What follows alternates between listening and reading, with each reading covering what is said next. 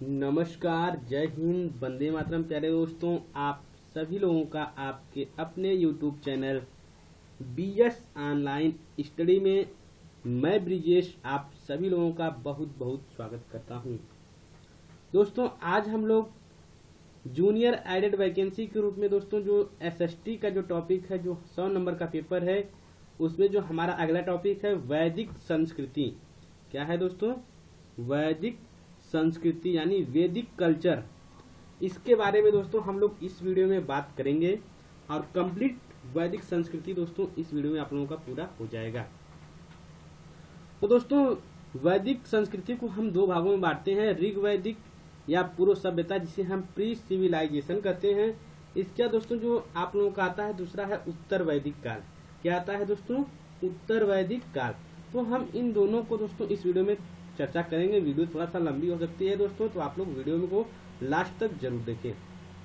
दोस्तों, इस वीडियो में आप सभी लोगों के टोटल जो है 1 लाइनर प्रश्न की तरह बनाया गया है, जो कि आप सभी लोग पढ़ते समय, खाते समय, खाना बनाते समय आप जब चाहे तब देख सकते हैं। ये आप सभी लोगों के लिए मोस्ट इम्पोर्टेंट है। तो दोस्तों, देर न करते हुए चलिए हम आज की वीडियो को शुरू करते हैं। जिस काल में ऋग्वेद की रचना हुई उसे ऋग्वैदिक काल कहा गया। क्या कहा गया दोस्तों? जिस काल में ऋग्वेद की रचना हुई उस काल को हम लोग ऋग्वैदिक काल के नाम से जानते हैं। इस संस्कृति के प्रवर्तक आर्य लोग थे, इसलिए कभी कभी इसे आर्य सभ्यता का नाम दिया जाता है। आर्य भारत में संभवतः मध्य एशिया से आए और सर्वप्रथम पंजाब में बसे थे। आर्य शब्द का अर्थ श्रेष्ठ, उदात्त, अभिजात्य, कुलीन, उत्कृष्ट, स्वतंत्र आदि हैं। दोस्तों, यह जितने टॉपिक हैं आप लोगों के लिए, जितने लाइनें हैं, यह सभी आप सभी लोगों के लिए एक एक नंबर के प्रश्न हैं। तो दोस्तों, आप लोग बिना स्किप किए हुए इस वीडियो को पूरा देखें और दोस्तों अपने मित्रों को शेयर भी करें। इसके बाद दोस्तों हमारा जो है यह काल यानी जो ऋग्वैदिक काल है या पूर्व सभ्यता प्री सिविलाइजेशन जो है, यह काल दोस्तों 1500 ईसा पूर्व से 1000 ईसा पूर्व तक अस्तित्व में रहा। जिस काल में ऋग्वेद के अतिरिक्त अन्य 3 वेद, यजुर्वेद, सामवेद, अथर्ववेद एवं ब्राह्मण, उपनिषद एवं आरण्य ग्रंथों की रचना हुई उसे उत्तर वैदिक काल कहा गया। दोस्तों, जो ऋग वैदिक काल या पूर्व सभ्यता है यानी पूर्व वैदिक सभ्यता है, इसे में दोस्तों केवल आप लोगों का ऋग्वेद का जो है, इसमें केवल ऋग्वेद का जो है रचना होती है। इसके जो बाकी सभी अतिरिक्त 3 वेद है, ये सभी दोस्तों उत्तर वैदिक काल के अंतर्गत आते हैं। यानी 1500 ईसा पूर्व से लेके 1000 ईसा पूर्व तक दोस्तों इसमें केवल ऋग्वेद काल की रचना होती है। ऋग्वेद में कुल 10 मंडल हैं। इसका 9वां मंडल दोस्तों पूर्णतः सोम देवता को समर्पित है। जो ऋग्वेद के कुल 10 मंडल है, इसका 9वां मंडल पूर्णतः सोम देवता के नाम समर्पित किया गया है। ऋग्वेद के 10वें मंडल में पुरुष सूक्त के में समान वर्णों की उत्पत्ति के बारे में दोस्तों बताया गया है। पूर्व वैदिक कालीन समाज का मुख्य आधार परिवार था। क्या था दोस्तों? परिवार था। पूर्व वैदिक कालीन समाज का जो मुख्य आधार था वह परिवार था। परिवार दोस्तों पितृसत्तात्मक होते थे। जो पूर्व सभ्यता यानी पूर्व वैदिक सभ्यता या ऋग्वैदिक सभ्यता थी, इसमें परिवार दोस्तों पितृसत्तात्मक हो गए थे। और जो सिंधु सभ्यता थी उसमें क्या था दोस्तों? परिवार मातृसत्तात्मक होते थे। इसके बाद दोस्तों परिवार का सबसे वृद्ध व्यक्ति दोस्तों परिवार का मुखिया होता था। अनेक परिवार के समूहों को विष तथा लोगों को जन कहा जाता था। ऋग्वैदिक काल में दोस्तों क्या होता था? जो परिवार का सबसे वृद्ध यानी जो सबसे बड़ा व्यक्ति तो होता था वह परिवार का मुखिया होता था, जो कि आज भी होता है। और दोस्तों अनेक परिवार के समूहों को दोस्तों विष कहा जाता है। क्या कहा जाता है? विष।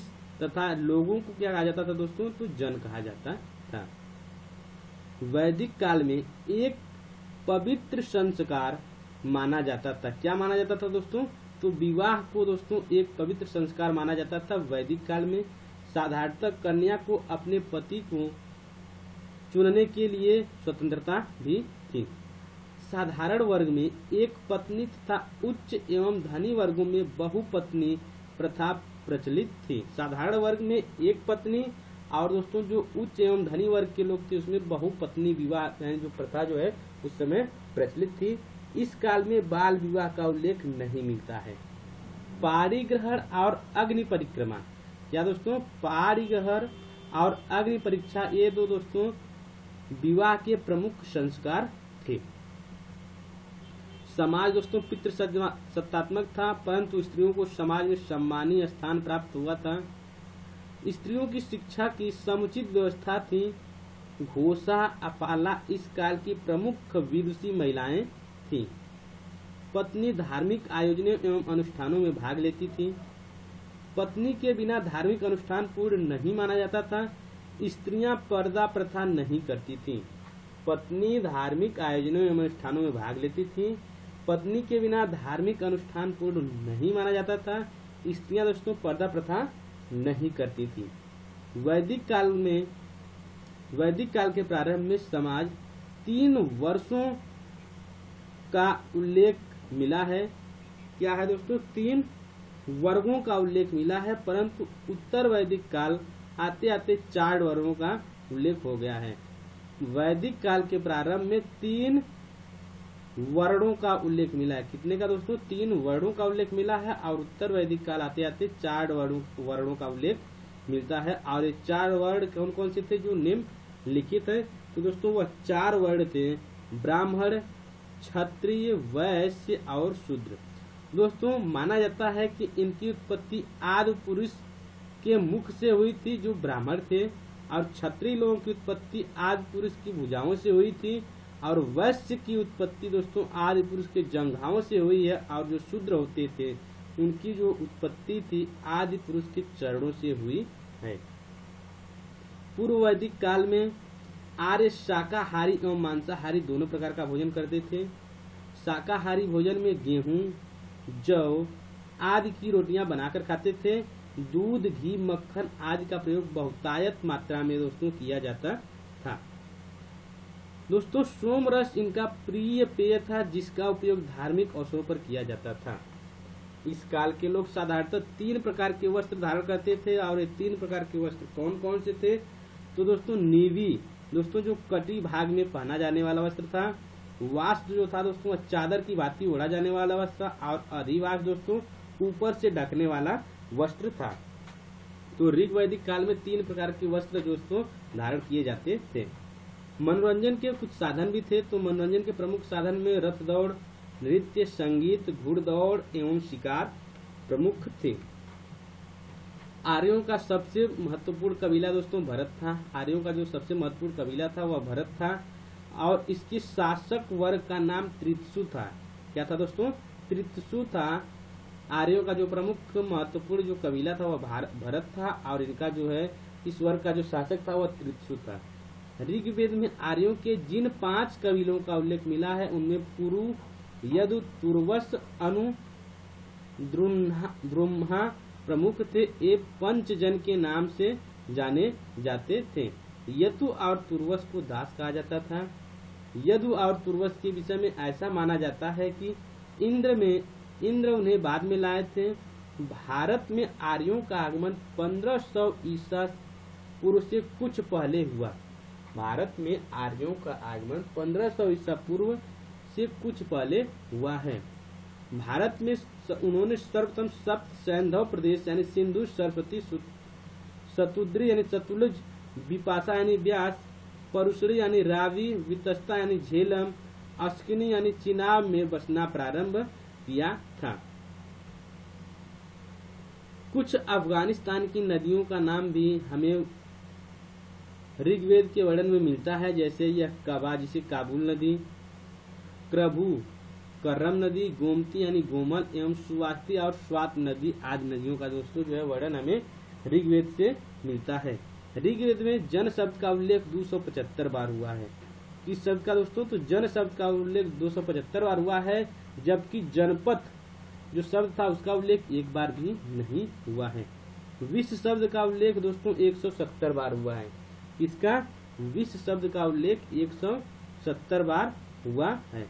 राजा अथवा राजन, राज्य अथवा राष्ट्र का दोस्तों सर्वोच्च अधिकारी होता था। राजा का पद साधारणतः वंशानुगत होता था।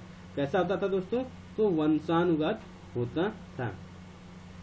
पुरोहित एक शिक्षक, दार्शनिक, पथ प्रदर्शक एवं मित्र के रूप में राजा का मुख्य साथी एवं सलाहकार होता था। जो पुरोहित था एक शिक्षक, दार्शनिक, पथ प्रदर्शक एवं मित्र के रूप में राजा का मुख्य साथी एवं सलाहकार होता था। युद्ध में वह राजा के साथ जाता था। धार्मिक कार्यकलापों के साथ ही राजनीतिक कार्यों में भी पुरोहित बढ़ चढ़कर हिस्सा लेता था। सेनानी सेना का जो सर्वोच्च अधिकारी होता था। सेनानी की नियुक्ति दोस्तों, जो सेनानी सेना का सर्वोच्च अधिकारी होता था, सेनानी की नियुक्ति दोस्तों जो है राजा के द्वारा की जाती थी। सेनानी का दोस्तों जो मुख्य कार्य होता था वह अपने राज्य की बाह्य आक्रमण से सुरक्षा करना तथा अन्य राज्यों पर आक्रमण करना होता था। किसका? तो सेनानी का। सेनानी जो था वह सेना का सर्वोच्च अधिकारी था। सभा एवं समिति राजाओं के अधिकारों पर अंकुश लगाने के लिए दो पूर्व वैदिक कालीन संस्थाएं थी। सभा छोटी संस्था थी जिसमें राजा के निकट संबंधी होते थे, और समिति दोस्तों बड़ी संस्था थी जिसके सदस्य जन साधारण के होते थे। तो पूर्व वैदिक काल में दो संस्था कौन सी थी? एक सभा छोटी थी, सभा कौन सी दोस्तों? सभा थी, और दूसरा नंबर पे दोस्तों समिति थी।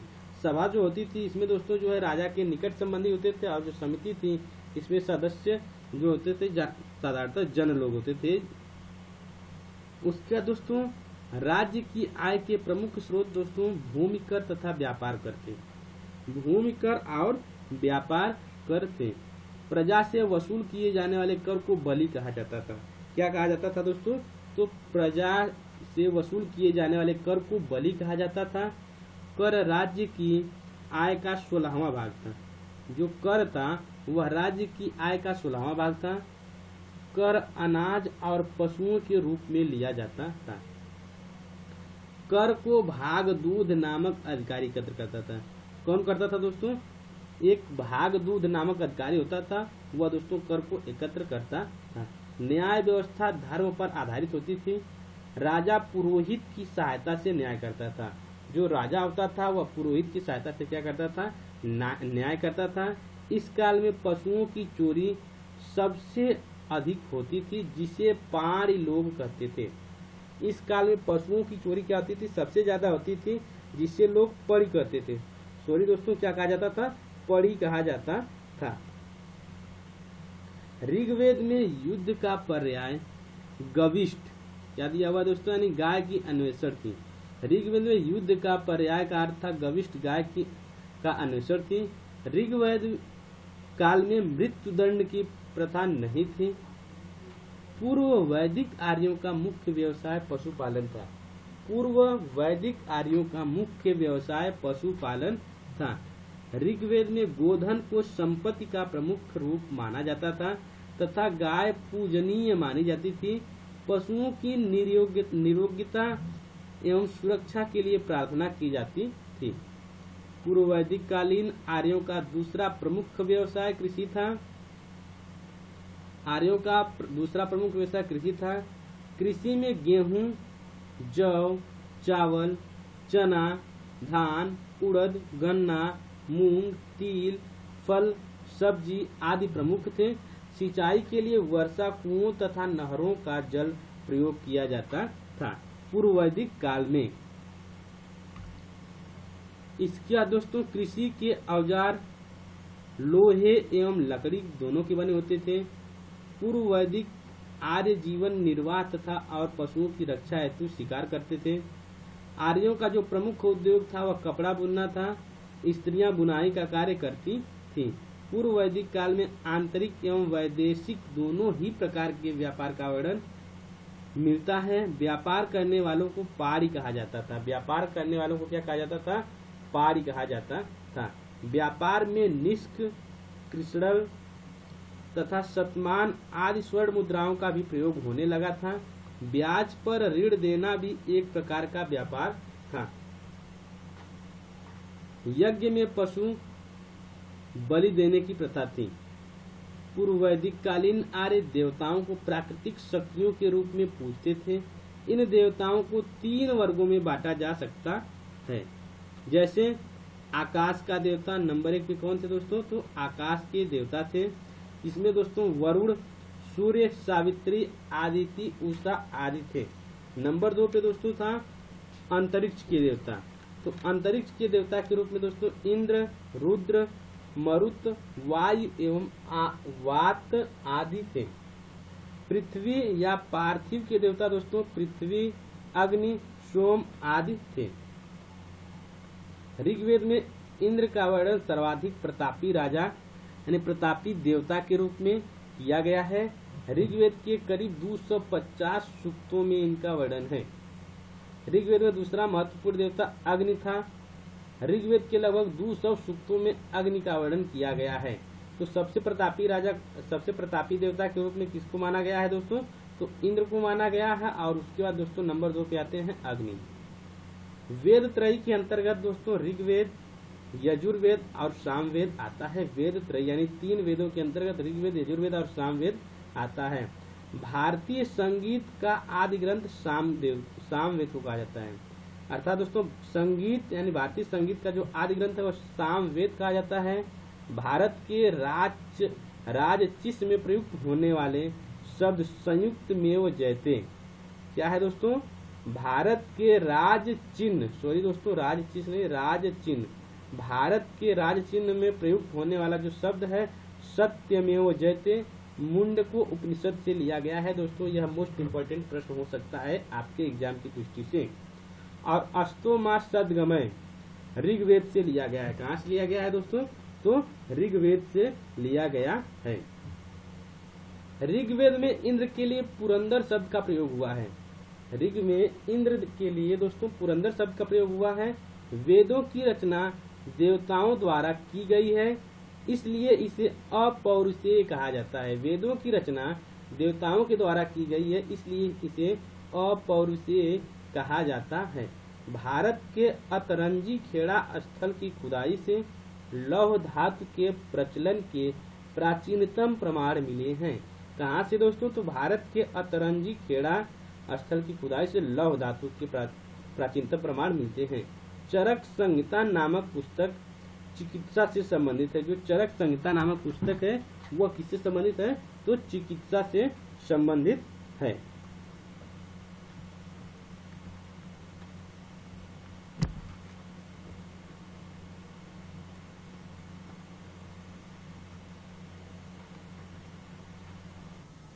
इसके बाद दोस्तों जो है प्राचीनतम स्मृति जो है दोस्तों वह मनुस्मृति है। कौन सी है दोस्तों? प्राचीनतम स्मृति मनुस्मृति है। और आदि काव्य दोस्तों रामायण तथा प्राचीनतम पुराण दोस्तों मत्स्य पुराण को माना जाता है। तो दोस्तों सबसे प्राचीनतम स्मृति मनुस्मृति है और आदि काव्य दोस्तों रामायण है और प्राचीनतम पुराण को दोस्तों मत्स्य पुराण को जो है प्राचीनतम पुराण माना गया है। इसके बाद दोस्तों आप लोगों का शुरू होता है उत्तर वैदिक काल। और उत्तर वैदिक काल दोस्तों जो है 1000 से 600 ईसा पूर्व के बीच माना जाता है, जिसे पोस्ट वैदिक पीरियड कहा जाता है। लगभग 1000 ईसा पूर्व से 600 ईसा पूर्व का काल उत्तर वैदिक काल माना गया है। चित्रित धूसर मृदांड इस काल की विशिष्टता थी। उत्तर वैदिक काल में छोटे कबीले एक दूसरे में विलीन होकर बड़े क्षेत्रगत जनपदों को जन्म दे रहे थे।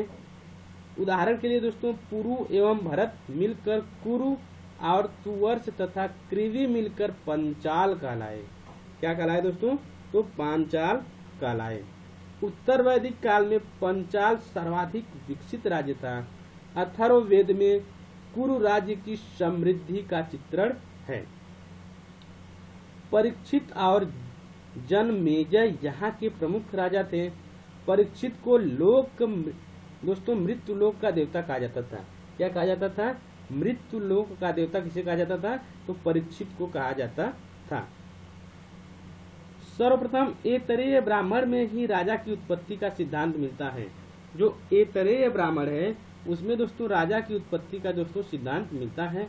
अथर्ववेद में राजा को विषमता यानी जनता का भक्षक कहा गया है अथर्ववेद में। और अथर्ववेद में कहा गया है कि समुद्र पर्यंत पृथ्वी का शासक जो है एक राट होता था। कौन होता था दोस्तों? तो एक राट होता था जो राजा रत्नीन थे यानी अधिकारियों की सहायता से प्रशासन चलाता था।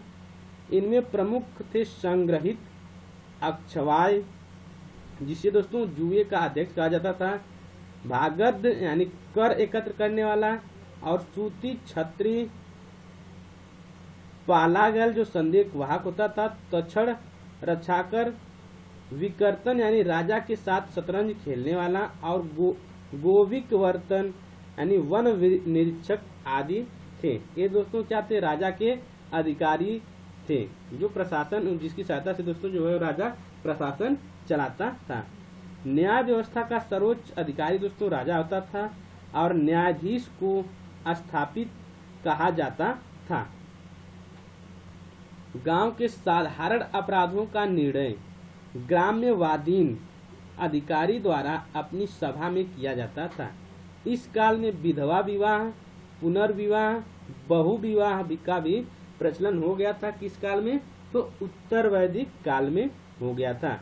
उत्तर वैदिक काल में स्त्रियों के सम्मान एवं प्रतिष्ठा में कमी आई, लेकिन इस काल की कुछ प्रमुख विदुषी महिलाओं में गार्गी और मैत्रेयी का उल्लेख मिलता है। इस काल में दोस्तों समाज दोस्तों 4 वर्णों में विभक्त हो गया था। ब्राह्मण, क्षत्रिय, वैश्य और शठ। किसमें हो गया था? वैश्य और शूद्र था। क्या था दोस्तों? शूद्र था। वर्ण व्यवस्था धीरे धीरे जटिल हो रही थी। उत्तर वैदिक काल में दूध, दही, घी, चावल, जौ, गेहूं एवं सरसों आदि का प्रयोग भोजन के रूप में दोस्तों किया जाता था उत्तर वैदिक काल में। और दोस्तों इस काल में आर्य पेय पदार्थ के रूप में सूरा का प्रयोग करते थे। उत्तर वैदिक कालीन समाज 4 आश्रम निर्धारित किए गए थे। उसमें ब्रह्मचार्य, गृहस्थ, वानप्रस्थ और संन्यास दोस्तों उस समय के आश्रम बनाए गए थे। उत्तर वैदिक काल में गाय का अधिक महत्व था। जिसके पास जितनी ज्यादा गाय होती थी उसकी उतनी ही प्रतिष्ठा मानी जाती थी। उत्तर वैदिक काल में यज्ञों का महत्व बहुत अधिक बढ़ गया था। प्रत्येक वेद के एक एक उपवेद यानी दोस्तों आयुर्वेद, धनुर्वेद, गंधर्व वेद और शिल्प वेद। उत्तर वैदिक काल के वेद विरोधी और ब्राह्मण विरोधी धार्मिक अध्यापकों को श्रमण के नाम से जाना जाता था। यानी उत्तर वैदिक काल में जो वेद को विरोधी थे और ब्राह्मण विरोधी जो धार्मिक अध्यापक थे उन्हें श्रमण के नाम से जाना जाता था। किसके नाम से जाना जाता था? तो दोस्तों श्रमण के नाम से जाना जाता था। गणित जो वैदिक गणित थी यानी ज्यामिति का महत्वपूर्ण अंग शुल्ब सूत्र है। कौन सा सूत्र है दोस्तों? तो शुल्ब सूत्र है। भारतीय दर्शन की आरंभिक विचारधारा सांख्य दर्शन के प्रतिपादक कपिल मुनि, वैशेषिक दर्शन के प्रतिपादक उलूक कणाद और पूर्व मीमांसा दर्शन के प्रतिपादक जैमिनी और उत्तर मीमांसा दर्शन बादरायण और योग दर्शन जो है पतंजलि और न्याय दर्शन के प्रतिपादक गौतम हैं। यह दोस्तों आप लोगों के लिए मोस्ट इंपोर्टेंट लाइन है। भारतीय दर्शन की जो आरंभिक विचारधारा दर्शन सांख्य दर्शन के प्रतिपादक कौन है? तो कपिल मुनि हैं। वैशेषिक दर्शन के प्रतिपादक उलूक कणाद, पूर्व मीमांसा दर्शन के प्रतिपादक जैमिनी, उत्तर मीमांसा दर्शन के प्रतिपादक जो है बादरायण और योग दर्शन के प्रतिपादक पतंजलि और न्याय दर्शन के प्रतिपादक दोस्तों गौतम हैं। उपनिषद काल के राजा अश्वपति कैकेय के शासक थे। जो उपनिषद काल के राजा थे वह अश्वपति कैकेय के शासक थे। आध्यात्मिक ज्ञान विषय में नचिकेता और यम का संवाद कठोपनिषद से प्राप्त होता है, यानी कठोपनिषद में प्राप्त होता है। तो दोस्तों इस प्रकार आप लोगों का जो है टॉपिक था वैदिक संस्कृति। कौन सा दोस्तों? वैदिक संस्कृति टॉपिक जो है कंप्लीट होता है। तो दोस्तों आशा करता हूं कि आप सभी लोगों को वीडियो पसंद आई होगी। अगर दोस्तों आप सभी लोगों को वीडियो पसंद आई हो तो प्लीज वीडियो को लाइक करें, अपने सभी मित्रों को ज्यादा से ज्यादा शेयर करें और चैनल को सब्सक्राइब कर हमें सपोर्ट करें। और दोस्तों कमेंट करके आप जरूर बताएं कि वीडियो आप सभी लोगों को कैसी लगी। और दोस्तों वीडियो देखने के लिए आप सभी लोगों का बहुत बहुत धन्यवाद। मिलते हैं आप सभी लोगों से अगली वीडियो में, तब तक के लिए जय हिंद, वंदे मातरम।